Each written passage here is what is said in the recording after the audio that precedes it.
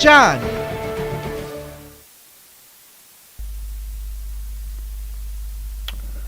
Rape के मामलों में राजस्थान देश भर में लगातार दूसरे साल पहले स्थान पर बना हुआ है।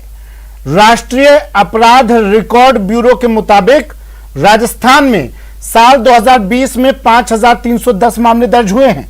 ये देश में, पूरे देश में सबसे ज्यादा है। वहीं राजस्थान पुलिस के डीजीपी दावा कर रहे हैं, सफाई दे रहे हैं कि प्रदेश में फ्री रजिस्ट्रेशन के कारण अपराध के आंकड़े बढ़े हैं। रजिस्ट्रेशन हमने मुक्त कर रखा है, जो भी आए रजिस्टर करवाए अपना अपराध, थाने पहुंचे, मामला दर्ज करवाए, इसलिए ये आंकड़े बढ़े हैं और कोई कारण नहीं है इन आंकड़ों के बढ़ने के पीछे। डीजीपी ने यहां तक कह दिया कि रेप के 43% मामले तो झूठे पाए गए हैं। अब सवाल उठता है कि ऐसा हो क्यों रहा है?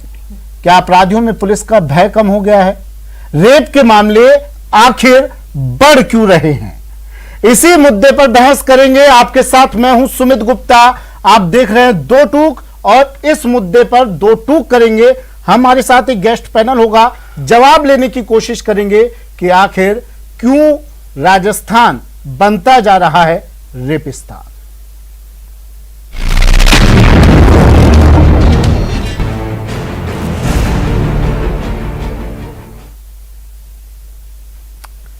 हमारे मेहमान हमारे साथ जुड़ गए हैं, उनका परिचय करवा देता हूं। सबसे पहले आपसे स्वर्णिम चतुर्वेदी जी कांग्रेस से हमारे साथ जुड़े हैं। स्वर्णिम जी स्वागत है आपका। राखी राठौर जी बीजेपी से हमारे साथ जुड़ी हैं। राखी जी स्वागत है आपका भी। अवधेश आकोदिया जी वरिष्ठ पत्रकार है, हर बार की तरह हमारे साथ जुड़ गए। अवधेश आकोदिया जी स्वागत है सर आपका भी। योगेंद्र शर्मा जी पूर्व पुलिस अधिकारी हैं, हमारे साथ जुड़ गए हैं। योगेंद्र शर्मा जी स्वागत है आपका भी। योगेंद्र शर्मा जी सबसे पहले सर मैं आपके पास आ रहा हूं। सर ये देखिए हमारी टैगलाइन भी ये है, योगेंद्र जी से संपर्क टूट गया, उनसे फिर से संपर्क करने की कोशिश करेंगे। अवधेश आकोदिया जी सर आपसे मैं जानना चाहूंगा पहले कि आखिर क्यों हो रहा है ये तस्वीर राजस्थान की क्यों बदलती जा रही है? हर साल राजस्थान अव्वल क्यों आ रहा है? लापरवाही किसकी? सुमित जी देखिए, इसमें जो आंकड़े आए हैं, आंकड़े निश्चित रूप से चिंताजनक हैं, लेकिन दोनों ही जो पक्ष हैं, चाहे वो सरकार है चाहे वो विपक्ष है, इनको ठीक ढंग से एड्रेस नहीं कर रहा है। विपक्ष का ये कहना है कि इतनी बड़ी संख्या में आंकड़े आए हैं, देश में बलात्कार के मामले में राजस्थान अव्वल नंबर पर है। निश्चित रूप से आंकड़ों में ऐसा दिखाई दे रहा है, लेकिन जो डीजीपी ने कहा कि ये जो फ्री रजिस्ट्रेशन जब से किया है, अपराध का दर्ज होना और अपराध होना ये दो अलग अलग चीजें हैं। लेकिन सिर्फ ये बोल के सरकार बच नहीं सकती है इस मामले से। हाँ। कोई यदि झूठे मुकदमे दर्ज करा रहा है तो ये ट्रेंड भी तो बहुत खतरनाक है। बलात्कार जैसे संगीन अपराध के मामले यदि कोई झूठे दर्ज करा रहा है, चाहे वो किसी को ब्लैकमेल करने के लिए कर रहा है, चाहे किसी राजनीतिक वजह से कर रहा है, तो यदि ये ट्रेंड भी बन रहा है तो ये भी एक खतरनाक स्थिति है समाज के लिए। तो देखिए दोनों पक्षों को जो इसका मूल कारण है उसमें जाना पड़ेगा। क्या जो अपराध हैं, जैसा विपक्ष कहता है कि सरकार कमजोर है इसलिए हो रहे हैं, तो क्या एक ये राजनीतिक समस्या है या सामाजिक बदलाव इस तरह के आ रहे हैं कि अपराध बढ़ते जा रहे हैं, या जो हमारी पुलिस व्यवस्था है पूरी की पूरी उसमें कोई खामी है, इस वजह से अपराध बढ़ते जा रहे हैं। मेरे हिसाब से तीनों समस्याएं इसमें हैं, तीनों कारण इसमें हैं, तीनों चीजें कंबाइंड रूप से काम करती हैं। अपराध जो होते हैं, समाज में जो बदलाव होते हैं, उनकी वजह से अपराध होते हैं। अपराधियों को जब पकड़ा नहीं जाता है, उनको समय पर सजा नहीं मिलती है, तो जो दूसरे लोग हैं उनको अपराध करने की उससे प्रेरणा मिलती है। और जो पूरा के पूरा सिस्टम होता है वो पॉलिटिकल जो लोग होते हैं उनके हाथ में कमान होती है, तो उसमें यदि कहीं खामी रह रही है तो निश्चित रूप से जवाबदेही सरकार की बनती है। ठीक है सर, मैं आ रहा हूं आपके पास फिर से। योगेंद्र शर्मा जी हमारे साथ जुड़ गए हैं, पूर्व पुलिस अधिकारी हैं। योगेंद्र जी आवाज सुन पा रहे हैं सर आप मेरी? हाँ बिल्कुल आ रही है सर। डीजीपी साहब ने कहा है कि रेप के 43% मामले झूठे निकले हैं। क्या ये कह देना भर काफी होगा? रेप के जो आंकड़े जारी किए एनसीआरबी ने उसके बाद ये इतना बयान काफी होगा कि 43% मामले तो झूठे हैं? देखिए सुमित जी, हमारे राज्य के डीजीपी ने 16/8/2021 को भी एक प्रेस रिलीज की थी जिसके अंदर अपराध जो है ये झूठे 37% बताए थे। और यही डीजीपी साहब कल जब बता रहे हैं तो ये 43% बता रहे हैं।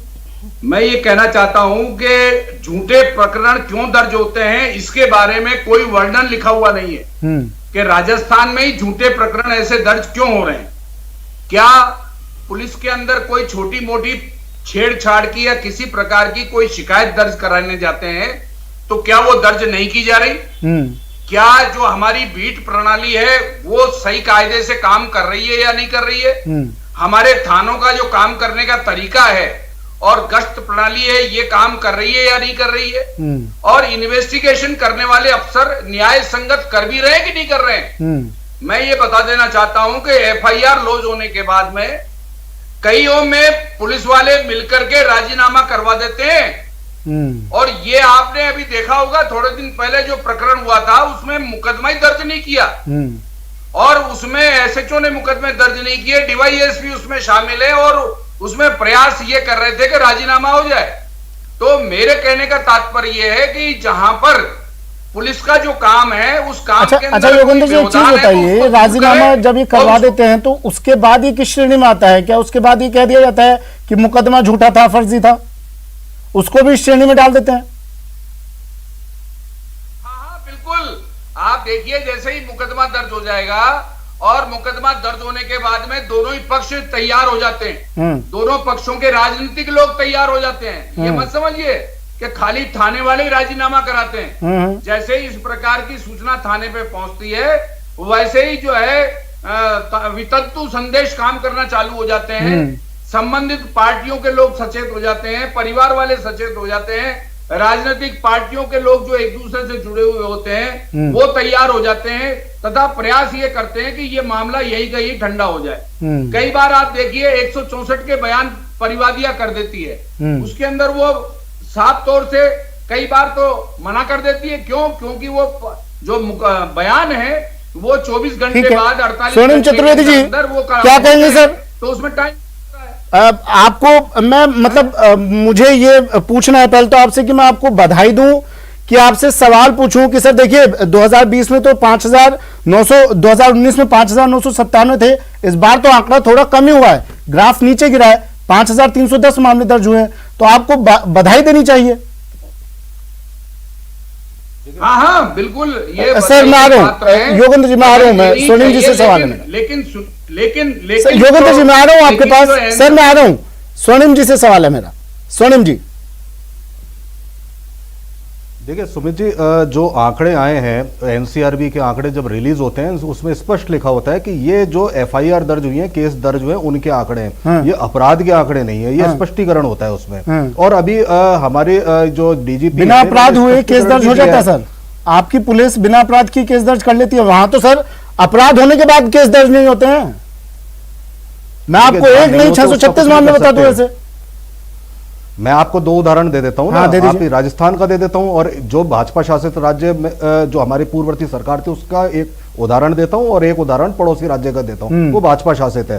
आप कह रहे हैं यहाँ पे मामले दर्ज होने के लिए हमने निर्देश दिए कि यहाँ पे जो भी आएगा वो मामला दर्ज होना चाहिए और दर्ज होना चाहिए, क्योंकि मैं इस पे थोड़ा समय लूंगा आपसे 1-1.5 मिनट का, और समय दर्ज होना चाहिए इसलिए मामले दर्ज हुए। लेकिन 31% मामले ऐसे हैं एफआईआर दर्ज होने के पश्चात जो अगला स्टेप होता है जिसमें पीड़िता को मजिस्ट्रेट के सामने बयान देना होता है, उसमें उसने मना कर दिया कि मेरे साथ ये जो है हुआ ही नहीं अपराध।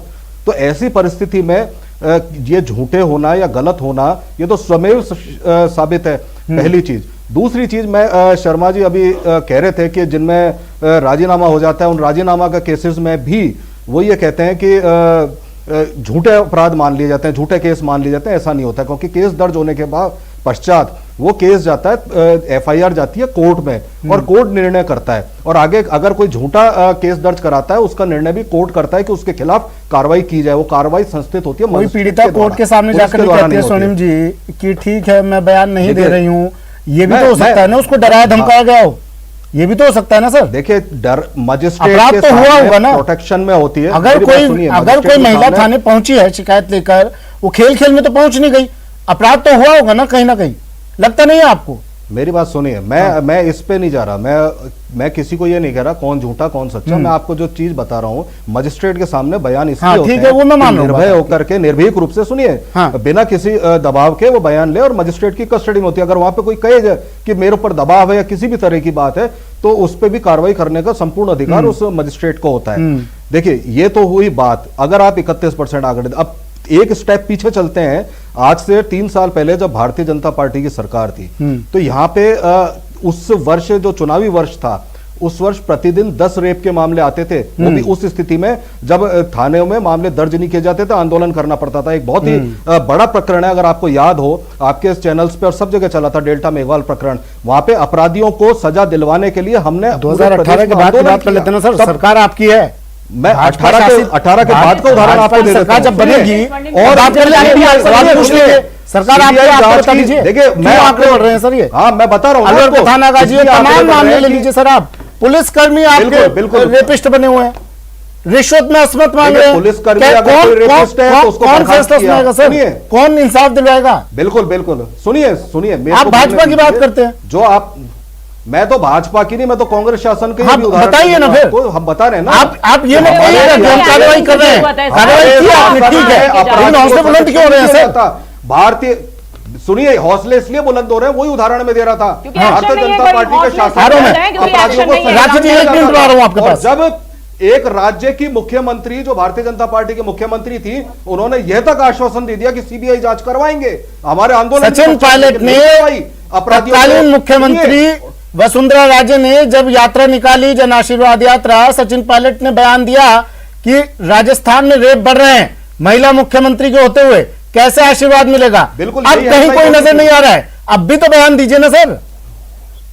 बिल्कुल, अब सुनिए, आप लोग जब सत्ता में होते हैं तब मौन साध लेते हैं, जब विपक्ष में होते हैं तो ही आवाज क्यों बुलंद होती है आप लोगों की? देखिए, हम तो सत्ता में हैं, तो हमने ये कहा कि जिस तरह से 18%, 17%, क्यों 2 साल से अव्वल राजस्थान नंबर 1 पर सर परचम लहरा रखा है आप लोगों ने। बता रहा हूं आपको, राजस्थान का नाम विश्व पटल पर आपने चमका दिया है। देखिए, सुनिए, राजस्थान तो 3रे नंबर पे था, और जब से ये फ्री एफआईआर, और अब पहले नंबर पर ले आए आप 1 नंबर। राखी राठौर जी, बिल्कुल, इसलिए क्योंकि राखी राठौर जी, आ रहा हूं सोनू जी, 1 मिनट का वक्त मांगा था आपने, 3 मिनट दे दिए आपको। राखी राठौर जी, राजस्थान 3रे नंबर पर था, लेकिन अब हम पहले नंबर पर ले आए। राखी राठौर जी, देखिए सुमित जी, मेरी बात सुनिए। आप ही बोले ना सोनू जी, आपने कहना राजस्थान 3रे नंबर पे था, लेकिन पिछले 2 साल से पहले नंबर पर चल रहा है राजस्थान। मैं बोलने तो दीजिए ना, मैं बता देता हूं। 2 साल से लगातार राजस्थान पहले नंबर पर आ रहा है महिला अपराधों के लिए। आप देखिए, उत्तर प्रदेश, ठीक है सोनू जी, बौखलाहट है आपकी, बौखलाहट। आप सिर्फ बीजेपी पर आरोप लगाएंगे और बीजेपी अभी कांग्रेस पर लगा देगी। बोलने देना नहीं चाहते हैं। देखिए सुमित जी, कई तरह की बातें अभी मैंने सभी से सुनी। मैं सबसे पहले जो झूठे प्रकरण है उसके बारे में बात करना चाहूंगी। जिस तरह से पुलिस का इकबाल राजस्थान के अंदर कम हुआ है, डीजीपी साहब ने 1 महीने के अंदर परसेंटेज को 37% से 43% कर दिया। आप देखिए, झूठे मुकदमों के लिए आपके आईपीसी में के अंदर एक प्रोविजन है, सेक्शन 182 और 211 के अंदर अगर कोई फॉल्स एफआईआर दर्ज कराता है तो उसके खिलाफ एक्शन लिया जाता है। मैं पूछना चाहती हूं पुलिस से भी, डीजीपी साहब से भी और सरकार से भी कि जिन लोगों ने झूठे मुकदमे दर्ज कराए, जिसकी वजह से सरकार नहीं, वो तो इनके पास पूरा आंकड़ा होगा उसका। के अंदर अभी सोनू जी से अगर मैं कहूंगा तो आप कोशिश कर देंगे। नहीं हुआ, साच को आज कहा सर, ये एक्शन नहीं लिया, नहीं लिया। मैडम क्या बात कर रही है? सोनम जी से पूछिए। सोनम जी बड़े दावे ठोक रहे हैं कि झूठे मुकदमे दर्ज हुए, डीजीपी साहब ने कह दिया, तो आंकड़ा तो होगा इनके पास। ये स्थिति नहीं होती। नहीं होगा, अगर इन्होंने लिया होता। देखिए, जहां तक होगा। सोनम जी जवाब दीजिए, दर्ज करने की बात बताइए। सुमित जी, 1 मिनट मैं कंप्लीट कर लूं एक बार। सुमित जी, पहले आपने मेरे को मैं 2 पहले सेक्शन गिनाए। 1 सेकंड, आपने 2 सेक्शन गिनाए। हाँ, सुनिए सुमित जी, मैं आपको बता देता हूं, सेक्शन 182 सीआरपीसी और 211, सुनिए, आईपीसी में अपराध होता है और सीआरपीसी में दर्ज होता है, ठीक है। लेकिन आईपीसी 182 में जो केस दर्ज होता है, मैंने जो आपको बताया, मेरे जब मैं बोल रहा था, तो ये दर्ज होता है मजिस्ट्रेट के द्वारा, जो कंसर्न मजिस्ट्रेट, मतलब जुडिशियल मजिस्ट्रेट कोर्ट, जिसके अंदर झूठे बयान दिए, क्योंकि एफआईआर वहां जाती है, पुलिस केवल इन्वेस्टिगेट करती है और जस्टिस करना, सजा देना, और अगर झूठा केस है तो ये मुकदमा दर्ज कराना, ये उस कोर्ट के द्वारा कराया जाता है। और डीजीपी साहब का कोर्ट के द्वारा कराया जाता है, ये पुलिस के अधिकार नहीं है, पुलिस के पावर्स नहीं है। 182 में आपने किसी एक के खिलाफ एक्शन नहीं लिया अगर झूठा मुकदमा था, क्योंकि झूठा मुकदमा था ही नहीं, इसलिए किसी के खिलाफ भी एक्शन नहीं लिया। ये सब नियम कायदे स्वर्णिम जी हमें मालूम है। योगेंद्र जी, सब मालूम है, लेकिन इम्प्लीमेंटेशन की बात है। एडवोकेट हूं, आप किसी से पता कर लीजिए। 182 में मैंने भी एडवोकेसी कर रखी है। नहीं कराती है। चलिए, मास्टर्स हूं मैं भी लॉ में। आइए। सुनिए, मैंने भी मास्टर्स कर रखी है लॉ में, इसलिए आप मुझे योगेंद्र जी, ज्ञान। तो फिर आप मालूम फिर से आप दोनों के पास। योगेंद्र जी, क्या आपको लगता है एक मामला बता दो, पुलिस दर्ज करा सकती है। बिल्कुल पावर नहीं है, मजिस्ट्रेट दर्ज कराता है, कोर्ट दर्ज कराता है। केस के खिलाफ एक्शन नहीं लिया। दूसरी बिल्कुल बात, चार्जशीट ये पेश बताइए होने के सुमित जी बाद कि कोर्ट का 1 ऑर्डर होता महीने है के 182 अंदर में। इस तरह से परसेंटेज कैसे बढ़ गई? ये लोग बोलते हैं कि हमने कंपलसरी एफआईआर दर्ज किया। आप बताइए, जिस महिला कांस्टेबल का वीडियो अभी वायरल हो रहा था, उसने खुद ने ये स्टेटमेंट कहा है कि थाने के अंदर मेरी एफआईआर दर्ज नहीं हुई जब मैं शिकायत करने गई कि कोई वीडियो के माध्यम से मुझे ब्लैकमेल कर रहा है। ये मानसरोवर थाने की पिछले महीने की मैं आपको बताऊं घटना, जिसके अंदर एक वकील गया। आप देखिए, ये मैं बता रही हूं वकीलों के बारे में या कांस्टेबल्स के बारे में जो एफआईआर दर्ज नहीं करा पा रहे। आप किस मुंह से कह रहे हैं ये बात कि हम लोग एफआईआर दर्ज कर रहे हैं? और ऐसे बहुत सारे प्रकरण हैं जिसके अंदर एफआईआर दर्ज ही नहीं हुई है। नहीं, देखिए ताजा मामला ले लीजिए ना स्वर्णिम जी, ताजा मामला ले लीजिए। देखिए, पाली से खबर है, एक ताजा खबर बता देता हूं आपको। पाली से खबर है, एक व्यक्ति जाता है थाने में, जाकर कहता है कि साहब मेरी बेटी को 1 महीने से लापता है, मेरी बेटी नाबालिग बच्ची। मैं थानों के चक्कर काट काट के थक गया हूं, मेरी अब हिम्मत नहीं बची है मेरे अंदर, मेरी बेटी को ढूंढ कर ला दो। लेकिन पुलिस वाले उसको थाने से निकाल देते हैं, कह देते हैं कि भाई हम कार्रवाई कर रहे हैं। 1 महीने में एक बच्ची नहीं ढूंढी जाती है आपके पुलिस कर्मियों से। आप लोग रेप के मामले तो हमने देखे हैं, जयपुर में रिश्वत में असमत मांगी जाती है। रेप के मामले हमने देखे हैं, किस तरह से थाना परिसर में ही एसआई साहब अपने क्वार्टर में ले जाकर रेप करते हैं। 3-3 दिनों तो जवाब दे देता हूं। कितने सारे केसेस हैं? सुनिए सुमित जी, नहीं आंकड़े मत दीजिएगा स्वर्णिम जी, अब आप एक्शन बताइए कि क्या एक्शन लिया सरकार ने। देखिए, आप वकील हैं, बहुत अच्छी बात है, लेकिन सबको मालूम है सारे के सारे नियम। आप बताइए इंप्लीमेंट क्या करा रहे हैं ग्राउंड लेवल पे? इंप्लीमेंट कराएंगे तभी जनता को मिलेगा। और मैं बताऊं सुमित जी, प्रॉब्लम ये है कि राजस्थान का दुर्भाग्य है कि राजस्थान को एक प्रॉपर मिनिस्टर नहीं मिला हुआ है जो कि लॉ एंड ऑर्डर को संभाल सके। मुख्यमंत्री जी के अपनी निजी कारण जो भी हो, लेकिन जनता है जो कि झेल रही है उनकी प्रॉब्लम्स को। उत्तर प्रदेश में भी मुख्यमंत्री गृह विभाग सवाल पूछा आपने, जवाब दे लीजिए, जवाब दीजिए। स्वर्णिम जी जवाब दे रहे हो। देखिए, भाजपा पर आरोप लगाएंगे, उत्तर प्रदेश पहुंचेंगे स्वर्णिम जी, मध्य प्रदेश पहुंचेंगे, लेकिन राजस्थान की बात नहीं करेंगे। हाँ, एक मिनट राकेश जी, जवाब लेने दीजिए। राजस्थान का जवाब दे रहे हैं स्वर्णिम जी।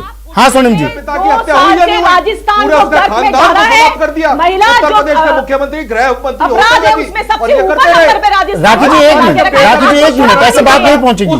राकेश जी इस तरह से बात नहीं पहुंचती दर्शकों तक। आप तो सुनने के लिए बैठे हैं, देख रहे हैं राकेश जी, पूरा प्रदेश देख रहा है। जवाब लेना चाह रहा है स्वर्णिम जी से।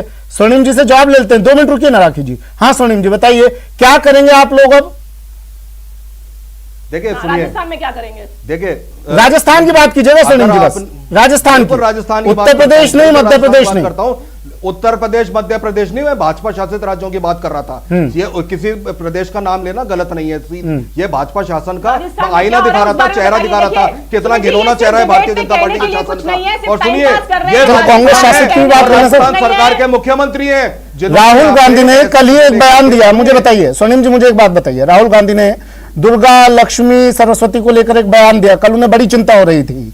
क्या वो अब राजस्थान आएंगे इन आंकड़ों के जारी होने के बाद? क्या वो वहां से किसी तरह का बयान जारी करेंगे? क्या राहुल गांधी किसी तरह का ट्वीट करेंगे राजस्थान के लिए? नहीं करेंगे। सुमित जी अब मैं जवाब दे दूं अगर हाँ दीजिए, इजाजत दें तो। हाँ सुमित जी, एक बार ये भी करिए कि राजस्थान के बारे में बात करें, रेलेवेंट बात कर नहीं रहे हैं। जबरदस्ती टाइम जो है वो लगातार पास करने का ठीक है, राजस्थान के बारे में बोल रहे हैं स्वर्णिम जी, करना चाहिए। हाँ बिल्कुल, राजस्थान के बारे में बोलेंगे। के लिए जो आपने काम किया उसके लिए माफी। राजस्थान के आंकड़े पर बात हो रही है, आप चिंता नहीं कीजिए राकेश जी, राजस्थान के आंकड़े पर बात हो रही है। स्वर्णिम जी बुद्धिजीवी है, राजस्थान पर ही बात करेंगे, आप क्यों चिंता कर रही हैं? सुनिए तो सही, बात कर रहा था, सुनिए तो सही राकेश जी, सुनिए तो सही बात। हाँ सुनिए सुमित जी, राजस्थान सरकार ये यहाँ पे अगर पुलिसकर्मी और कोई अपराधी पाए गए तो हमने उनके खिलाफ जो सख्त एक्शन हो सकता था वो लिया। सरकार है जिसने बर्खास्त किया। ऐसा उदाहरण कोई भारतीय जनता पार्टी का पूर्ववर्ती शासन राजस्थान का, राजस्थान की बात कर रहे हैं ना। और अरे आप क्या तो दर्जी भी होते थे, मैंने नहीं बताया। योगेंद्र शर्मा जी, आप लोग धोखा किया। योगेंद्र शर्मा जी, आपको क्या लगता है कि इन आंकड़ों में बढ़ोतरी इस वजह से हो रही है कि पुलिस के पास संख्या बल की कमी है, कई थानों में कई पद रिक्त पड़े हैं? क्या आपको ऐसा कहीं लगता है सर? पार्टी का इसलिए जरूरी है क्योंकि इन्होंने शर्मसार किया है पूरे राजस्थान योगेंद्र शर्मा को शर्मसार करने का कार्य किया। आप माफी मांगिए। और जो अपराधी हैं उनको स्वर्णिम जी, संरक्षित माफी करने का मांग कार्य लीजिए आप किया। महिलाओं योगेंद्र जी, योगेंद्र जी, मेरे पास सिर्फ वक्त की कमी है।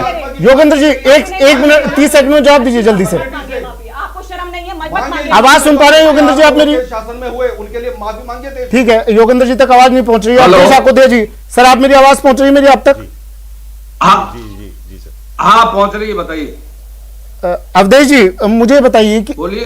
हाँ योगेंद्र जी आवाज सुन पा रहे हैं ना आप मेरी? सर हाँ बिल्कुल, सर बोलिए। सर मैं ये जानना चाह रहा हूं आपसे, आप इनके पीछे कारण क्या मानते हैं? लगातार अपराध के मामले बढ़ रहे हैं। मैं अभी एक खबर पढ़ रहा था, उसमें बताया जा रहा है कि थाने में पुलिस कर्मियों की संख्या काफी कम है। वो कई बार कह चुके हैं सरकार से, लेकिन वो संख्या पूरी नहीं हो रही है। क्या आप इसके पीछे कारण ये भी मानते हैं पुलिस संख्या बल कम है प्रदेश में? सुमित जी, ये तो शुरू से चला आ रहा है। पुलिस की जिम्मेदारियां तो बहुत ज्यादा बढ़ गई हैं। गश्त है, राजनीतिक नेताओं को आजाद आगे पीछे ले जाना, करना, उनकी सुरक्षा, ये वो। यहाँ कम से कम 5,000 समथिंग तो कर्मचारी इन राजनेताओं की सुरक्षा पे लगे हुए हैं। और हर थाने के अंदर कोई न कोई वीआईपी ड्यूटी आती रहती है।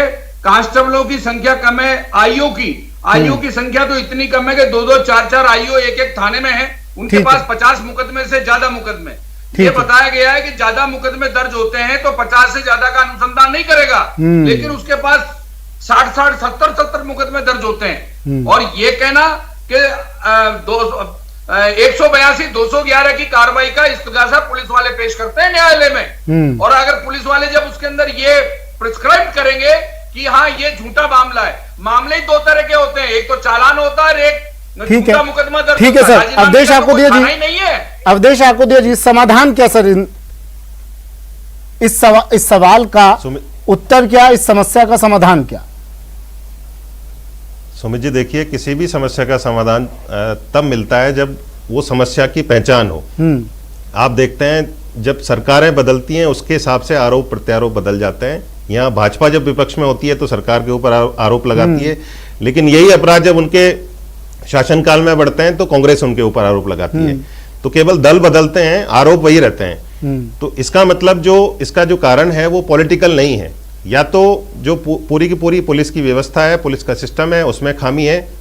जैसा योगेंद्र जी ने कहा, अभी इतने सारे काम पुलिस को आपने दे दिए, आदमी इतने कम है। जो आईओ होता है उसके पास इतना ओवरबर्डन है कि वो ढंग से इन्वेस्टिगेशन ही नहीं कर पाता है। उसके बाद जो झूठे मुकदमे दर्ज होते हैं, आपने एक प्रोसेस बना दिया फ्री एफआईआर का कि आप जो भी थाने जाएगा उसकी एफआईआर दर्ज होगी। निश्चित रूप से एफआईआर की जो संख्या है वो ज्यादा उससे हुई है। इसका